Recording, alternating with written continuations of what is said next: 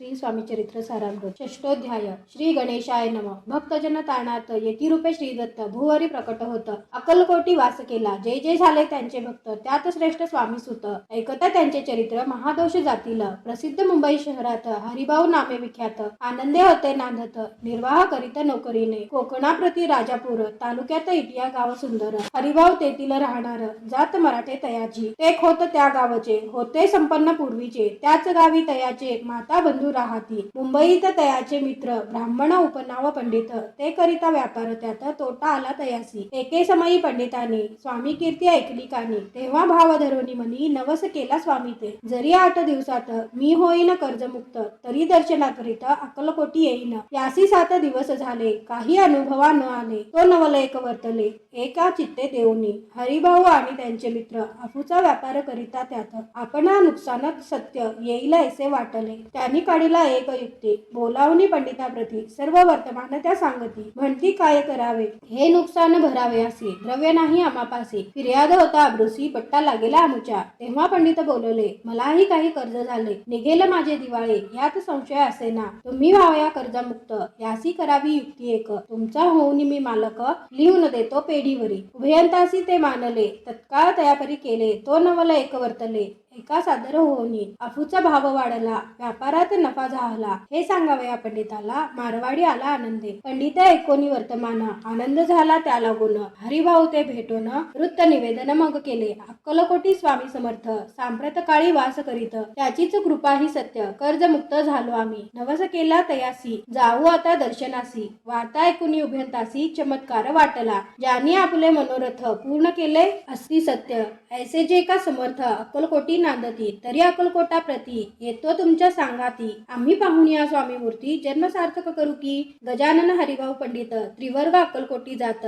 समर्थाचे दर्शन घेत पूजन करीती भक्तीने. पाहुनी समर्थाची मूर्ती तल्लीन हरिभाऊंची वृत्ती. मुख पाहता नयन पाती न लवती तयाची. तेव्हा समर्थ तयासी शिवराम मारुती ऐसी नामे दिधली त्रिवर्गासी. अनेक मंत्र दिधले पंडिता राम म्हटले गजानना शिवराम दिधले मारुती हरिभाऊ म्हटले. तिघे केले एक रूप मग समर्थे त्यावेळी त्रिवर्गाजवळ बोलाविले. तिघासी 3 श्लोक दिधले मंत्र म्हणून ते एका. श्लोक गुरुब्रह्मा गुरुर्विष्णू गुरुर्देव महेश्वरा गुरुर्देव परब्रह्म तस्मै श्री गुरुवे नमः. ऐसा मंत्र हरिभाऊ ते दिधला असे समर्थे. तेव्हा तयाच्या आनंदाते पारावारा नसेची. दुसरा मंत्र गजाननाला तयावेळी श्रीनी दिधला. तेव्हा तयाच्या मनाला आनंद झाला बहुसाळ. श्लोक आकाशात पतिततोय यथा गच्छन्ति सागरम सर्वदेव नमस्कार केशवम प्रति गच्छति. संतोषले त्याचे मन मग पंडिताजवळ घेऊन एक मंत्र उपदोषण केले पावन तयाते. श्लोक इदमेव शिव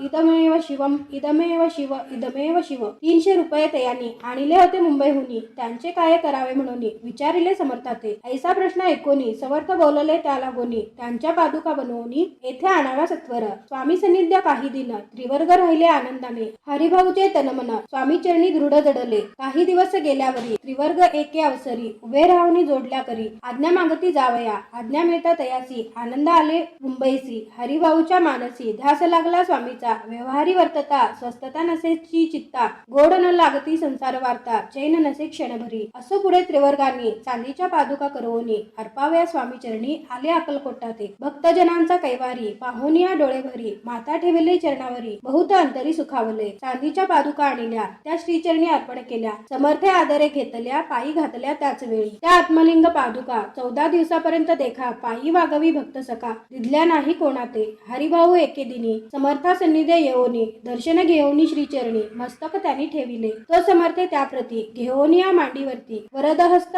सत्वर गती मस्तकी त्याचे ठेविला. म्हणती तू माझा सूत झालासी आता निश्चित. परिधान करी भगवे वस्त्र संसार देई सोडोनी. मग छाटी कफनी झोळी समर्थे तयासी दिदली. ती घेऊनी तयावेळी परिधान केली सत्वर. आत्मलिंग पादुका सत्वरी देती हरिभाऊचे करी. म्हणती जावनी सागर तीरी किल्ला बांधून राहावे. धरू नको आता लाज उभार माझ्या यशध्वज. नको करू अन्य काज जनभजना लावावे. जावनी आता सत्वर लुटवी आपला संसार. लोभ मोह आणू मात्र चित्ती तुवान धरावा. आज्ञा ऐकोनी ऐशी आनंद झाला मानसी. सत्वर आले मुंबईसी साधू वेश घेऊनी. सद्गुरुने मस्तकी हस्त ठेविता झाले ज्ञानवंत. धन्य धन्य ते स्वामी सुत धन्य स्वामी दयाळ.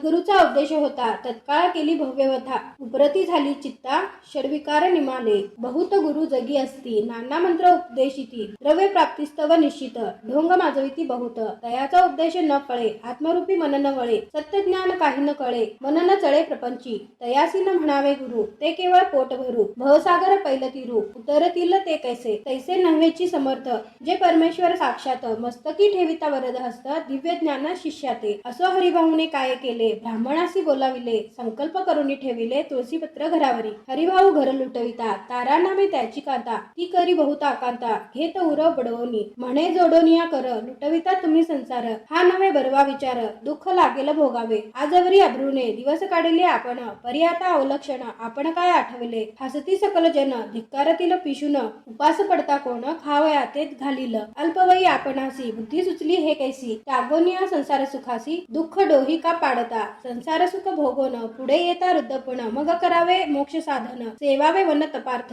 आपल्या वडिलांची थोरवी मना माझी आणावी त्यांची कीर्ती मिळवावी उचित नसे आपणा तुम्ही संसार सोडोनी जाऊनी बसाल जरी वनी तरी मग सांगा कोणी मजलागी पोसावे माझे करिता पाणी ग्रहण अग्नि ब्राह्मण साक्ष ठेवून आपण वाहिली असे आण स्मरण करावे मानसी तुम्ही म्हणाल मजसवे तूही घरदार सोडावे मज समागमय फिरावे भिक्षा मागत घरोघरी तरी संसार सुखासक्त मी असे जी सत्य सत्य संसारी मन विरक्त माझे न होय कदाही आता जरी आपण संसार टाकीला लुटून हे केले महत्पुण्य ऐसे कोण म्हणेल कुटुंबा उपवासी मारावे सर्वस्व धर्म करावे यासी काय पुण्य कार्य म्हणावे पाप उलटे होत असे विनविते जोडोनी कर अद्यापि स्वस्थ करा अंतर आपला हा विचार सोडोनी द्यावा प्राणप्रिया ऐशी तियेची उत्तरे ऐकोनिया स्वामी कुमरे समाधान बहुत प्रकारे करीत असे तियेचे परी तारेच्या चित्तात षड्रिपू होते जागत संसाराचे मिथ्यत्व तिये लागी कळेना आशा मनीषा भ्रांती आणि कल्पना वासना या डाकीने त्यांनी तिजला झडपोनी आपणाधीन केलेसे त्या योगे सद्विचार तियेचे न सुचे अणु मात्र धरोनिया दुराग्रह स्वामी सुता बोधित असे